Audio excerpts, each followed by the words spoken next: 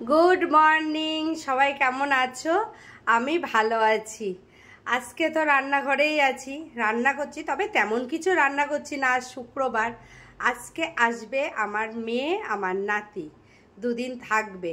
কেন আসবে? ওদের সেই নতুন উপরে সব ঘর করা ছিল, মানে টাইলস বসিয়েছে, উপরে রান্নাঘরটা সব কমপ্লিট করেছে। ঘরটার সব জায়গায় ঘর, বারান্দা, ডাইনিং দিয়ে, রান্নাঘর দিয়ে সব টাইলস বসিয়ে সব কমপ্লিট করেছে। এবার সেই ঘর পরিষ্কার করবে আর মামনি, কিন্তু সোনা থাকলে তো ঘর পরিষ্কার করতে পারবে না। ওই জন্য ওকে নিয়ে দুদিন আমাদের বাড়ি আসছে। ওরা আসছে, দুদিন থাকবে। আজকে শুক্রবার নিরামিষ। শুক্রবার নিরামিষের দিনে ডাল ছাড়া আর কি রান্না করব? অনেক কিছু আছে, কিন্তু আজকে ডাল রান্না করছি, কালকে যা রান্না করার করব। এখানে ডাল বসিয়ে দিয়েছি, ডাল সেদ্ধ হচ্ছে।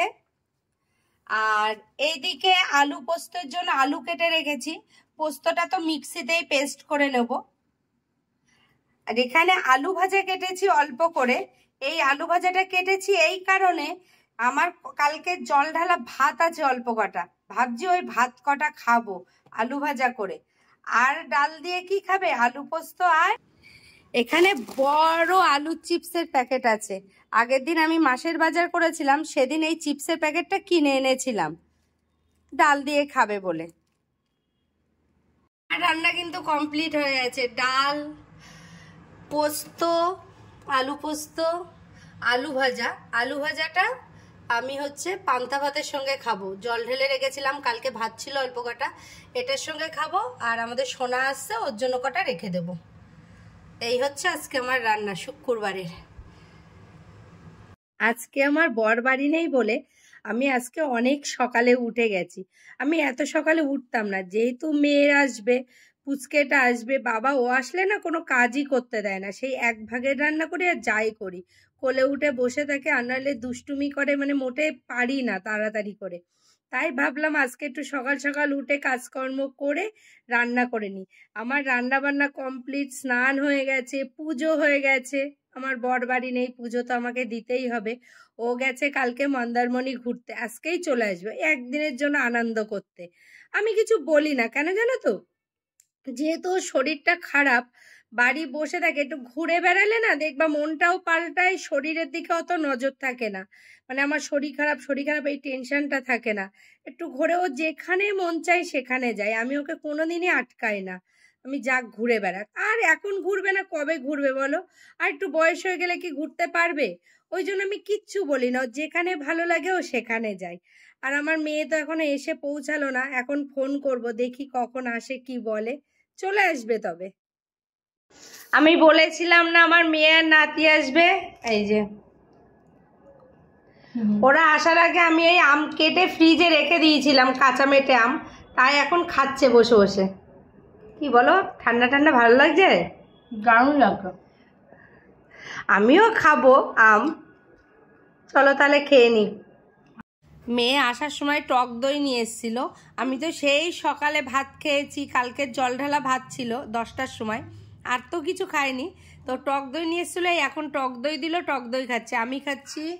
আর এই যে সোনার দিয়েছে, এটা কিন্তু আইসক্রিমের একটা হাঁড়ি, খুব সুন্দর এই হাঁড়িটা। আর এই যে মনা নিয়েছে মনার জন্য। আচ্ছা, ও গান শুনেই খেতে আসছে এখন। আমি বলে দিয়েছি মনাকে যে একদম মিষ্টি আনবে না, ভালো লাগে না, তাই ও টক দই নিয়ে এসেছে। আমি আর সোনা যাচ্ছি আমার ছোট জায়ের বাড়ি। ওর মাম্মাম আর ওর বাবাই গেছে, রবীন্দ্র জয়ন্তী আছে, একটা অনুষ্ঠান আছে, সেখানে গেছে ওরা। আর আমি সোনাকে রেখে দিয়েছি, আমরা এখন ছোট জায়ের বাড়ি যাচ্ছি। টাটা করে দেবো সোনা। আমি আর সোনা এই টোটোয় করে যাচ্ছি, সোনা এই বসে আছে।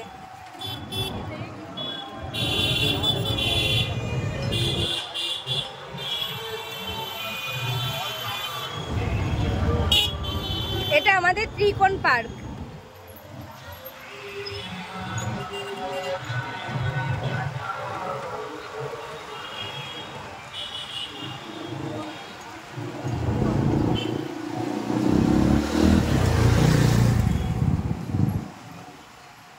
সোনা তো চলে এসেছিলাম আগে ছোট জায়ের বাড়ি, এখন আমার মেয়ে এসে বায়না করলো লুচি আলুর দম খাবে, তাই ওর ছোটকার মৌ বানানো শুরু করলো। এখানে ময়দা মেখে দিয়েছে ওর ছোটকা, আর ওর মৌ আলুর দম বসিয়েছে। এখনো হয়নি, হয়ে যাওয়ার পরে আবার দেখিয়ে দেবো।